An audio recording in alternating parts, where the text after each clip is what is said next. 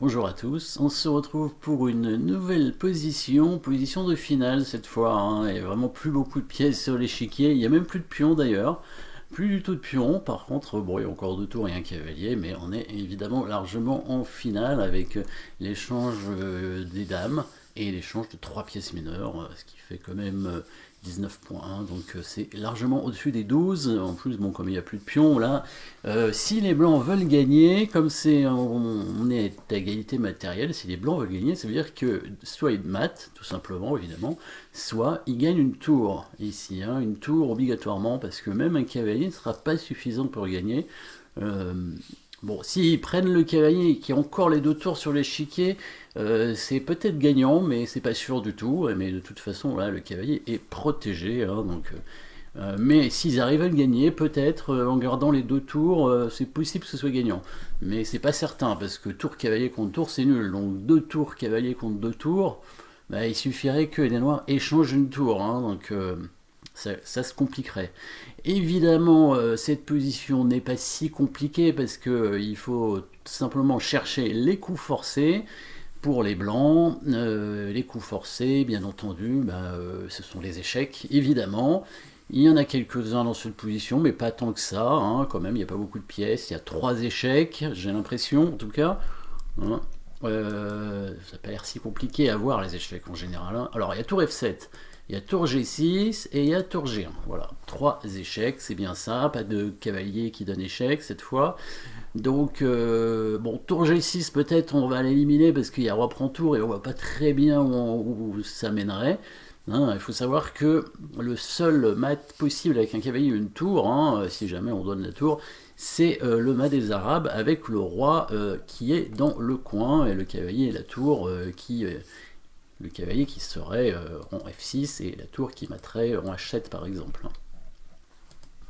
Donc ici tour G6, a priori on rejette. Alors entre tour F7 et tour G1, alors qu'est-ce qui semble le plus intéressant à première vue? Tour F7, tour F7, il va venir où? Il va venir en H6, il peut aller en H8, il peut aller en H8 aussi, parce que si on veut faire le fameux cavalier F6, hein, pour menacer mat des Arabes, il y a un problème, c'est que les noirs font tour H4 mat, hein. Je pense que ça vous l'avez vu, tour F7, roi H6, et si on tente l'impossible, on va dire, avec cavalier F6 pour menacer mat, le problème c'est qu'on est mat en premier, et oui, mat des escaliers.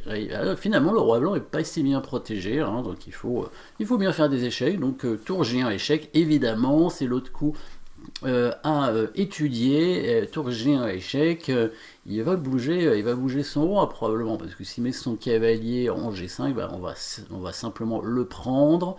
Et ensuite, on va même gagner la tour, je crois, hein. Tour G1, cavalier G5, tour prend G5, il va être obligé de se mettre en H7 pour éviter lui aussi le mat des escaliers. Et là, on ferait simplement tour F7 échec, et je crois qu'on gagne la tour. Vérifions. Cavalier G5, tour prend G5 échec, pas de roi H8 évidemment, sinon c'est tout de suite mat. Et s'il vient en H7, on fait tour F7, et là, je crois que la tour est perdue, parce qu'il y a un problème, hein. Si le roi noir vient en H8, évidemment, on jouerait, bien évidemment, tour H5 mat.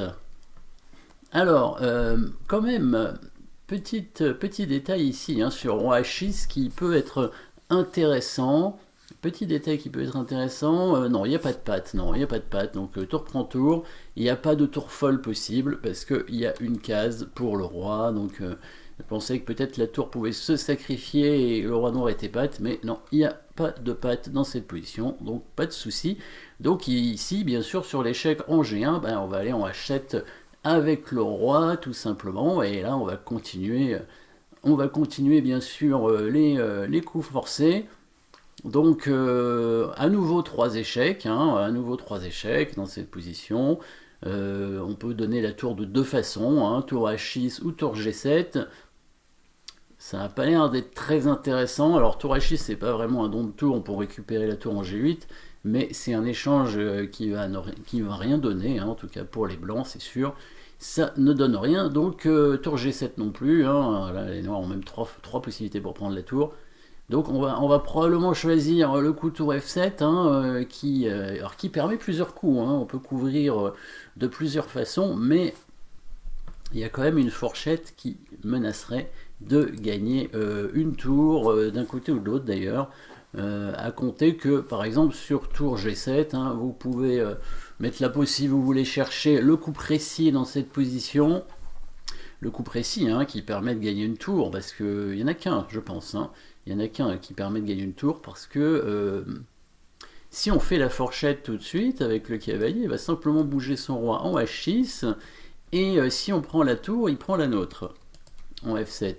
Et si on prend d'abord la tour ici, eh ben, il va faire 7 échecs intermédiaires, et après il va pouvoir récupérer la tour, hein, avec le cavalier, voire le roi, puisque le roi blanc sera obligé de se mettre devant, donc la tour ne sera pas protégée par la deuxième tour. Donc ici, sur l'échec, s'il fait tour G7, voilà, le coup précis, vous l'avez trouvé probablement, c'est simplement de prendre la tour avec la tour, cette tour-là, tour prend F7, tour F7 prend G7, et sur cavalier prend, on fait bien la fourchette pour gagner la tour, hein. Comme on fait tout sur échec, les noirs n'ont pas le temps de faire de coups intermédiaires. Si le cavalier court, ben, on va tout simplement faire cavalier F6, hein, et là on prendra la tour en E4, il n'y aura pas d'intermédiaire possible, le roi noir ne peut pas attaquer la tour. Il reste que deux coups en fait, roi H6 et roi H8.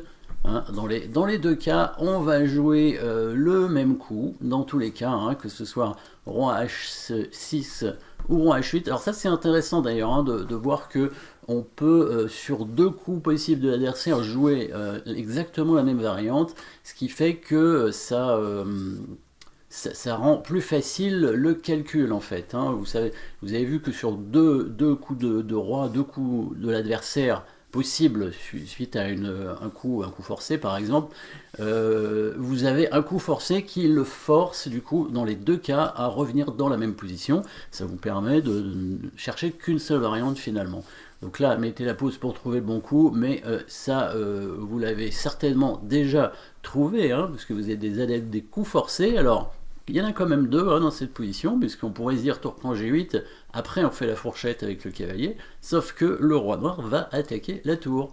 Donc évidemment, coup forcé, bien entendu, on sacrifie la tour cette fois on sacrifie bien la tour, avec tour H7, roi prend H7, cavalier F6, alors on s'aperçoit évidemment que si le roi noir était venu en H6 dans cette position, on pouvait aussi faire tour H7 échec, et rentrer dans la même variante. Hein. Bon, évidemment, on pouvait prendre la tour, hein, en G8, hein, bien sûr, qui n'était pas protégée, mais bon, ça, si jamais elle était protégée, par exemple, dans une autre position, d'un autre type de position où les deux coups étaient possibles, en tout cas, on retourne dans tous les cas dans la même variante.